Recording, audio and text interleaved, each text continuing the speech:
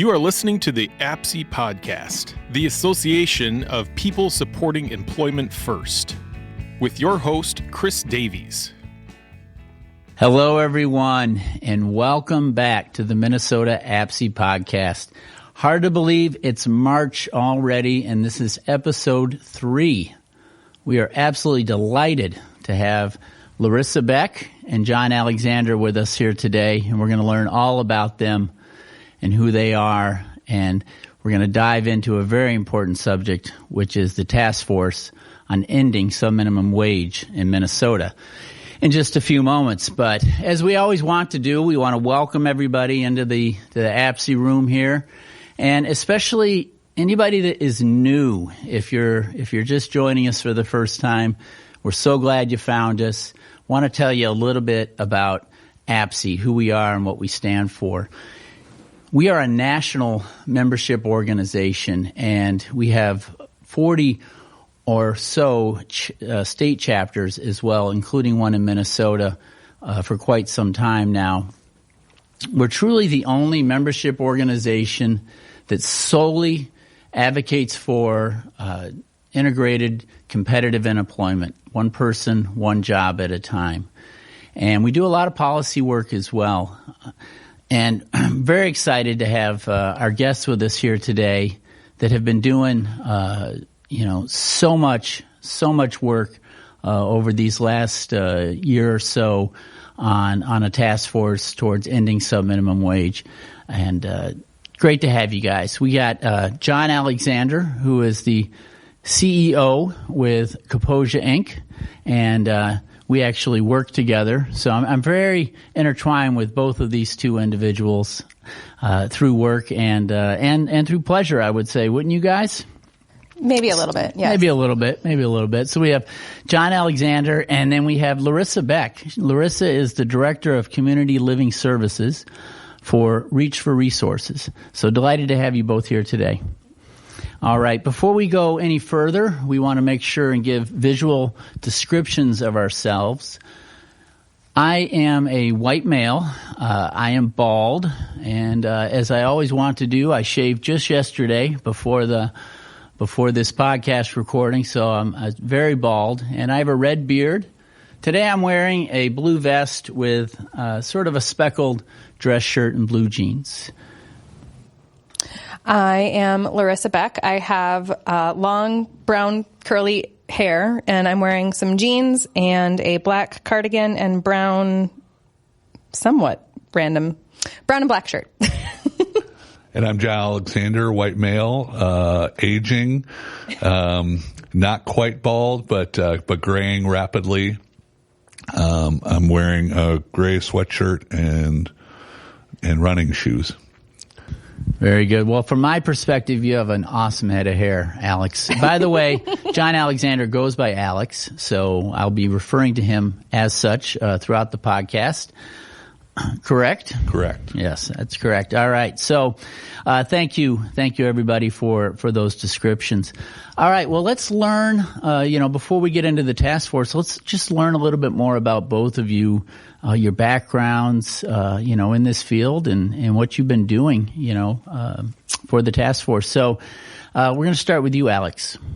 Tell us about yourself. Thanks, Chris. I'm actually celebrating my 40th year of working in the field this year, which feels like forever, and yet feels like nothing at all. I started in college working at Portland Residence, which was a 100-bed ICF, graduated to working in a behavior home for Dungarvan, and then went to work at Rise for 10 years before coming to Kaposia almost 25 years ago. So, yeah, it's crazy. And one of the first people I met was Chris Davies when I came to Kaposia. That is correct. That is correct. We'll just leave that right there. But I have enjoyed certainly working with you all these years and being a part of Kaposia, it makes my life's pretty easy because we have such great people here at Kaposia. Well, that's nice of you to say, and it was definitely a good day for Kaposia when you walked through the door. So yeah, I've known Alex since 1998, which is hard to believe. I know, right? It's a long we time. both had a lot more hair then. Yes. I had hair back then. Well, thanks, Alex, for telling us more about yourself. And Larissa, please tell us a little bit about your background. Yeah, so I have been in the field and worked at Reach for Resources for almost 14 years, and had started there as our community living specialist, going and working with people towards independence. And at that point of time, we didn't have anything set up for employment services, and we started working with a couple of people in regard with employment, and I started with one of them and kind of got the bug a little bit, and it was fun. It was super rewarding to be able to help somebody to find a job, and I didn't know very much about it and what I was really getting myself all into, and it just kind of happened and fell that way. So we started with our one person that I was working with, and now have about 75 people that we're working with for employment services. That's fantastic. Well, you're doing great work over there. And I also understand that you are running for the national board, that we are currently in the middle of an election period that runs up until what, March 22nd. March 22nd. And you have put your hat in the ring. I did. Tell us about your candidacy. These are the truth facts. Well, this year has just been a really powerful year with everything that's been going on and happening within Minnesota, and had just really felt led to be able to run for national. With as much as I've been involved in and been doing as a part of Minnesota and with the Taskforce, it just felt like the right time. I love it. And we'll definitely talk more about your candidacy as we go on, but I think you'll all see, especially for folks out there listening that don't know Larissa yet, you'll see that she's got a lot to offer. Not only, she's already offering the Minnesota board, but a lot to offer the national board as well. Yeah, and part of, too, I've been at Reach for 14 years, but I also have a son who's on the spectrum. He's 11, so he's going to be 12 shortly. And so that certainly is part of the passion and part of, what fuels this for me, and in addition to just wanting to be able to expand capabilities for people. Absolutely. And I remember you telling stories about your son, was that about a week ago? Yeah. On at the hearing over at the Capitol. So. Yes. We had our first informational hearing for the bill that's going through to be able to end subminimum wage, and I like to be able to tell his story a little bit, and part of that is just being able to give him all of the options that he can have and dream up, because in all reality, for his dream job, you can't limit that by productivity, and that's just not a possibility to do. So, yeah. Well, it was. I listened to it all, and it was very well told and very powerful. So great to have you here, both of you here. And I just want to circle back to something Larissa said when she was talking about her background. I came into the field myself, in 1997, sort of at a crossroads, and I realized how important employment was for everyone. And it stays in your heart. Once it's in your heart, it doesn't leave.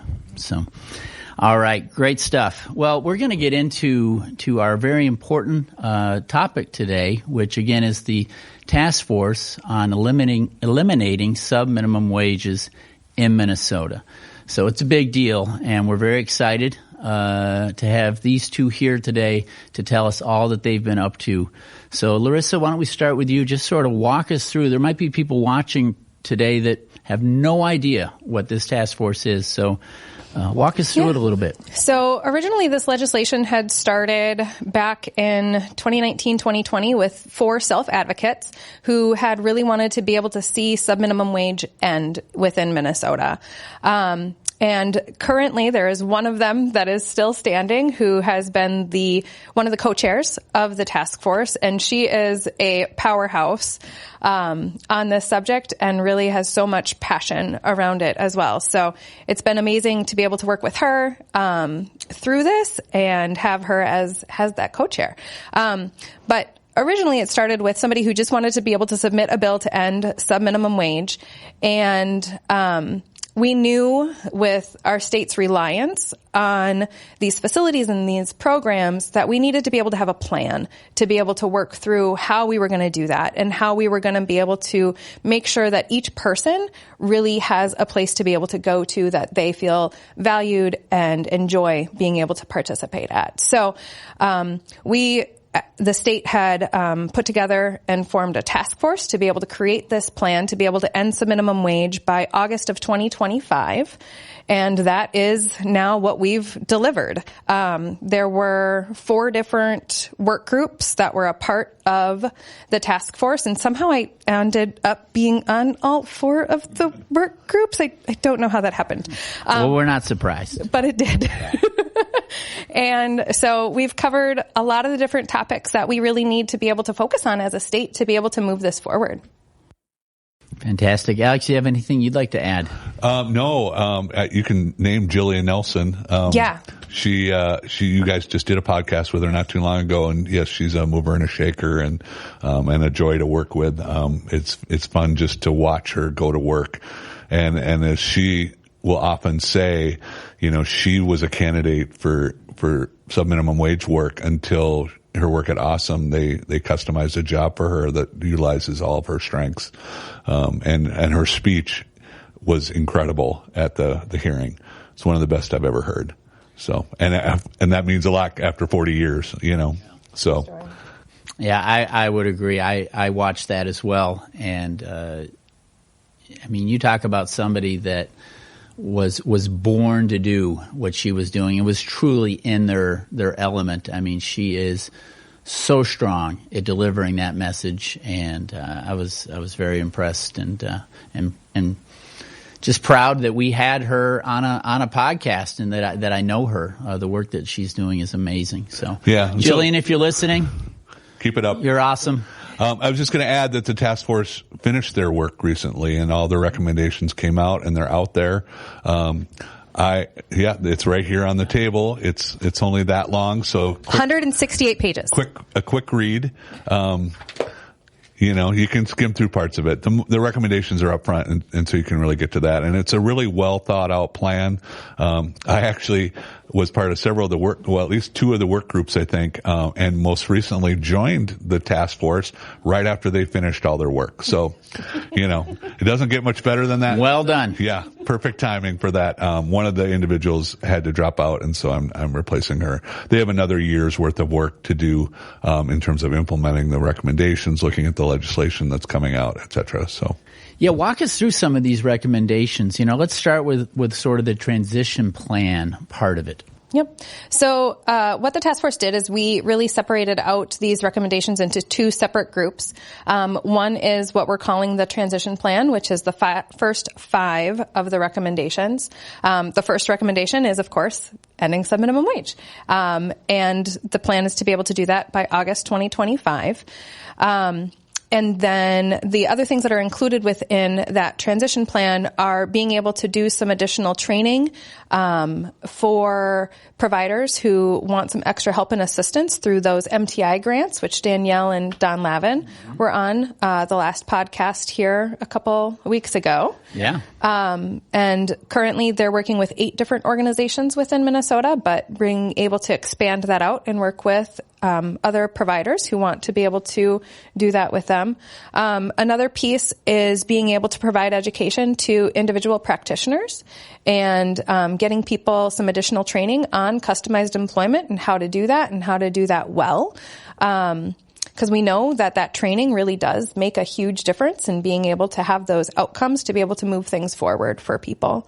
Another piece is being able to go through and talk to different businesses about hiring people with disabilities and essentially building a disability-friendly employer through DEED system that we can have them essentially say that they are a disability certified employer.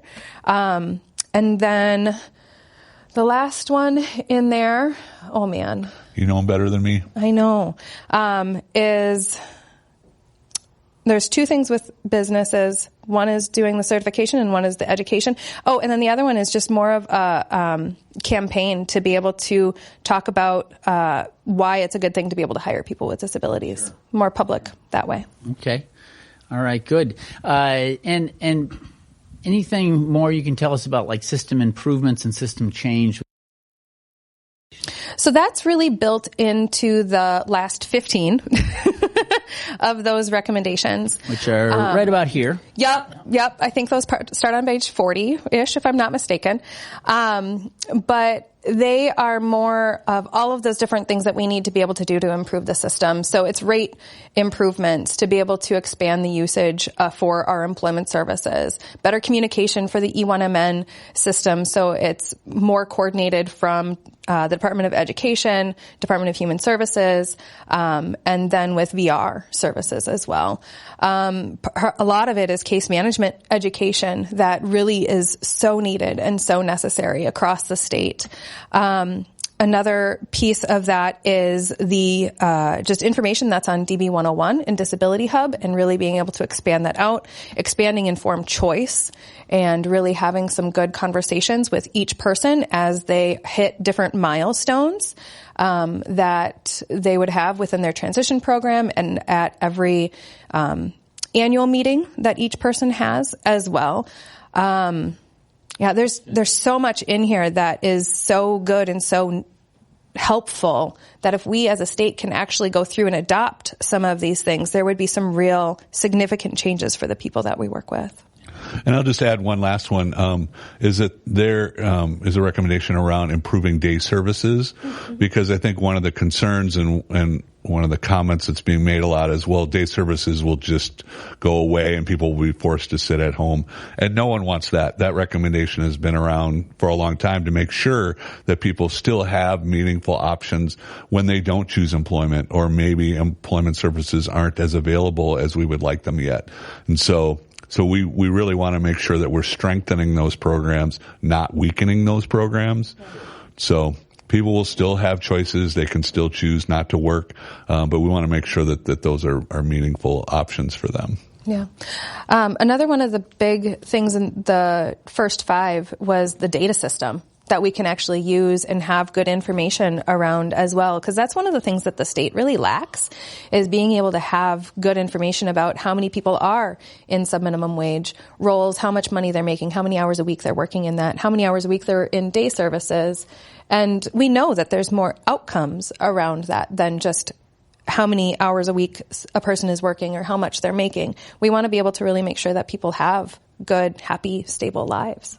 Yeah, I've been asking for a data system for about 20 years now. And in fact, Don, I think, mentioned in your podcast that he has documents from the 80s in which we were recommending that the state develop a data system. It's hard to know where and how much to improve. We don't really know. We do know half of people in waivered services don't earn a single dollar in a year. But beyond that, it's hard to know where people are working, how much money they're making. A small percentage, I think it's 18%, are making more than $600 a month. But beyond that, we just have 3 categories: none, 1 to 599, and 600 and above. So it would be really great to really get that information. It's out there, just no one's done anything with it. Right. It would be a real key piece and give us some concrete data, so we would really know where we're lacking, where we need to go. And a lot of this to me is about not just saying, oh, you can have a job, but you can actually have affluence. You can, that a real job is truly a pathway out of poverty and isolation. It's really the only as pathway. we like to say. Yes. Yeah. Very true. Very true. The pathway. The pathway. The pathway. Unless you win the lottery, which I never play the lottery, so I'm not going to win. You have a much better chance getting a job. Much better chance. Especially in today's economy. Yeah. Isn't that the truth? Very true. So let's talk a little bit. We talked about the hearing, you know, that you and Jillian were a part of recently. And Raquel. And Raquel, thank you. And some others. So let's talk about how this task force, its recommendations will really translate into legislation. Let's talk about, tell us about that. So, I was really, really, really excited to see that the recommendations were actually built into the governor's budget this year. I might have had a little bit of a happy dance and a celebratory celebration for myself that day. We're all going to want to see that, by the way. The celebratory dance. Yeah, I'll do a little jig later. But that was super fun to see and just really reaffirms, our leadership's dedication to be able to really move this issue forward. Within the state, and having something like that be in the governor's budget is, I think, the first time that something like that's happened. Yeah, for sure. It's a big deal. It's a really big deal, guys. So it's in the governor's budget, but in addition to that, we have formed the Coalition on Disability Wage Justice. Thank you for all of those words. It's a lot of them. I know. Yeah. So we formed that in addition, and with that, we have some other the legislation coming through on that side as well. There's a couple of key differences between the governor's budget bill that's going to be coming out and the coalition's bill, mainly just around timelines and how long we think that this will take to be able to get it done. And that's really the biggest difference. Yeah, the other one is the bill that the coalition's working on eliminates it. The changes the law. The governor only eliminates it for people in waivered services. Right. So, and there's a lot more. I mean, there's people who are on county funded services that then this would be able to continue for, which we think it should end for everyone. So, what are the timelines and what's next for pushing? So things are coming up quickly. Today was the first committee deadline within the legislature. Second committee deadline is the 24th of this month. So we need to be able to have a hearing at the Senate to be able to keep this bill alive and going. So we know that the bill was introduced at the Senate by Erin Maquad, and she is certainly somebody who is championing this for us and really wants to be able to see this through. It's been referred to the Human Services Committee there, so we're just waiting to see when we can go through and get a hearing on that. But the bill that we have going through for the coalition would end it by the Taskforce's deadline that we were tasked to come up with a plan to be able to create by. So that was August 2025. And then the governor's budget pushes it out to 5 years. All right. Yeah. Very, very exciting. Yeah. So, I mean, we're getting together with some different people to be able to put together some testimony, putting together some different letters of support, getting some different organizations who provide services to be able to then send in letters of support, have their logos be on our one-pagers that we're handing out to legislators. And we've met with about half of the different members of the different committees already, to be able to have those meetings with those individual legislators and really be able to talk to them about it. Because so many legislators don't know what this really is and what this really means and what this does for people. So for the folks out there listening today, and maybe they're listening and they're saying, wow, I want to support this. I want to help.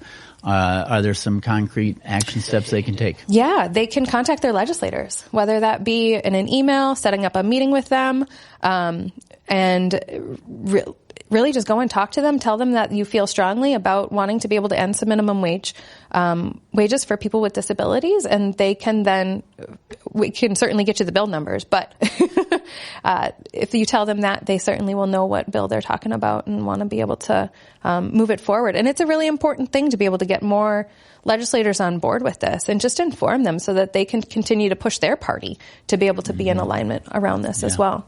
Absolutely. Yeah, get out there, folks. Alex, you wanted to add something?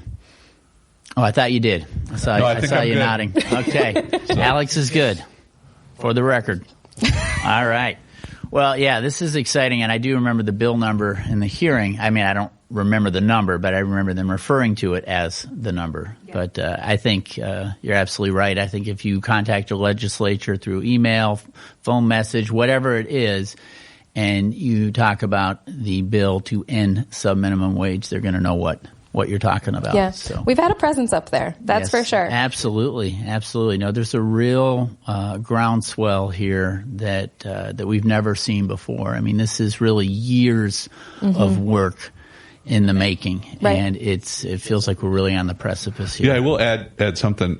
I think, Kaposia, I think, was the first provider to stop using our 14C certificate, which is the certificate through the Department of Labor that allows you to pay people less than minimum wage. And, I don't know that we ever even knew what we were doing. It was just the process of shifting to individualized employment, et cetera. But we're seeing more and more providers do this. Just a few years ago, there were only 6 of us that eliminated it. There were some providers that, had never had one. Me. But, right. But in terms of, there were only like 6 organizations eligible for some funding that came out that could only go to providers that did not use a 14C certificate. Now we're up to at least a dozen that have either gotten rid of it or are getting rid of it. I mean, and soon it's going to be 20 or so. Sure. It's just more and more examples that this doesn't have to bankrupt an organization. There are ways to do this. We've offered lots of advice and technical assistance to organizations about how to move forward on it, to how to grow their employment programs, and we're seeing a real shift in that. And a lot of providers have recognized this is an archaic law and a practice and needs to go away. It was 1938. 1938. Yeah, meant for soldiers coming back from World War. Yeah. World War I. Yes. Right? Yeah. It's just time. And I think a lot of people recognize that. We know that it's been introduced in Congress, in both the House and Senate there. They're saying it's not if, it's when. So providers that are forward-looking are going to get on board with this. They're going to start now. They're going to, use all the time they have, whether that's 2 years or 5 years, to really get on board with this. Because if people are waiting, if providers are waiting, they're going to be stuck. Yeah. And so that's really the impetus to have a plan. When Jillian first testified and some of the other individuals, self-advocates testified, it's like, don't we want to have a plan? Yeah. Because we know this is inevitable. It's going to happen. Exactly. Yeah. As Jillian likes to say, the train has left the station. It is rolling down the track. Yeah. Time to get on board. Yeah. Right. Yeah. Yeah, those are all really, really good points. Really good points. Our producer's giving me a little train whistle in the background here. All right. So let's talk about the future, which I think we're all very excited about. Yeah. What are some of, your hopes and dreams that will come from this, the impact from this legislation, and just in general, what are your real, big picture visions? Well, one thing that I'll just say about this too is, there's been a lot of work that's been done already to be able to get us to this point, and that cannot be overlooked and overseen. There's been so much research that's been put forth about the benefits of customized employment and the methods of how to be able to do that and move that forward, not only within Minnesota, but nationally. And so we're at a really just critical point, and I feel like we're very much at a tipping point with this. But part of this is, I'd really like to be able to see this through and make this happen for my own son.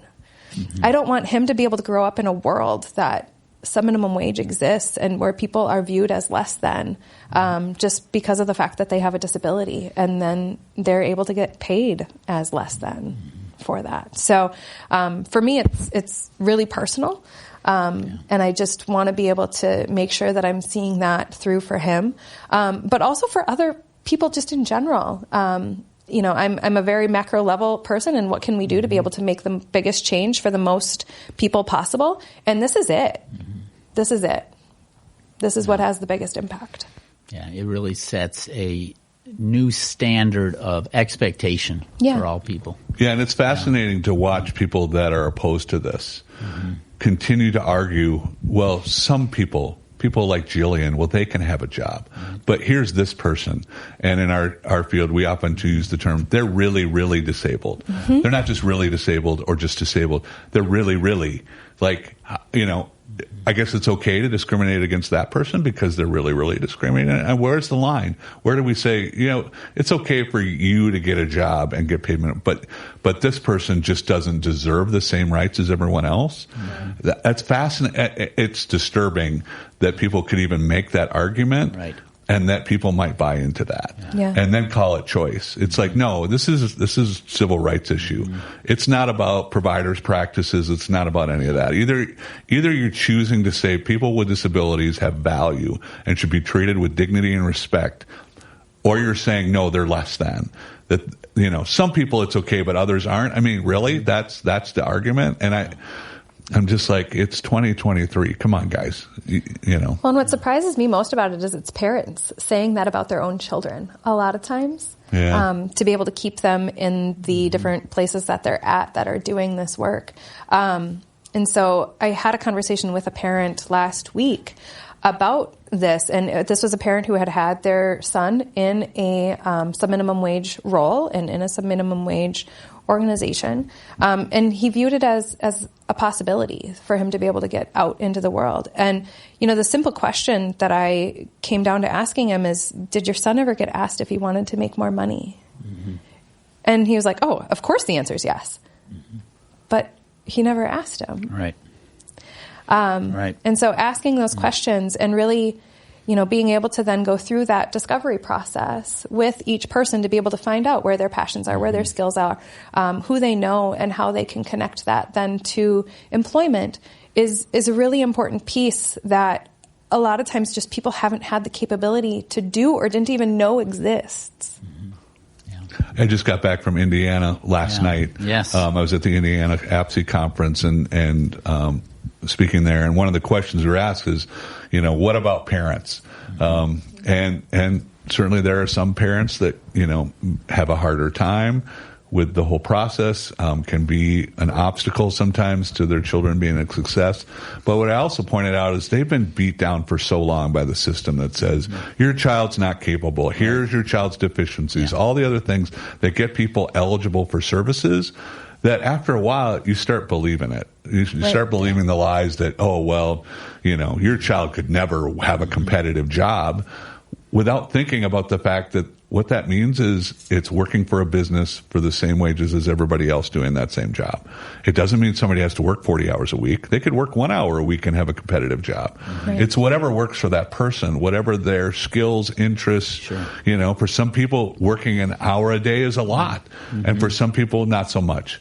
And so can we just get back to what people are capable of, and also give some parents some grace to understand that maybe they've spent so many years being told something that just isn't true.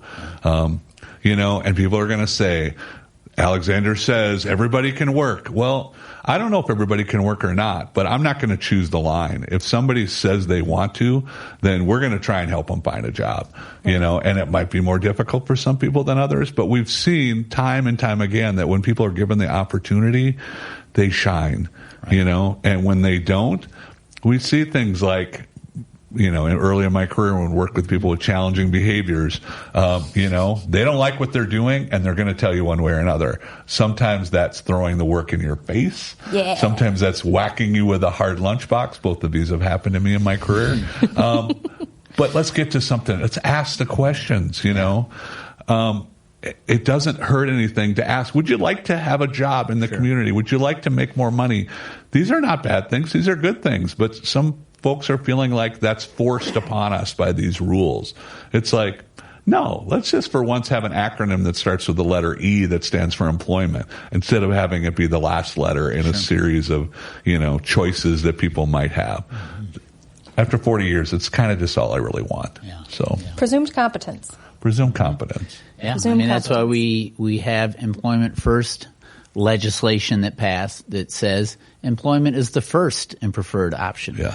Rather than opting out of them or having to opt into employment. You know, it's expected that people can work that want to work, and if you don't, well, then you opt out. Right, and that whole idea of expectations is critical to all of this. It's not about forcing anything. It's about thinking of people in a positive manner and looking for their strengths rather than always looking for people's deficiencies. We all have them, right?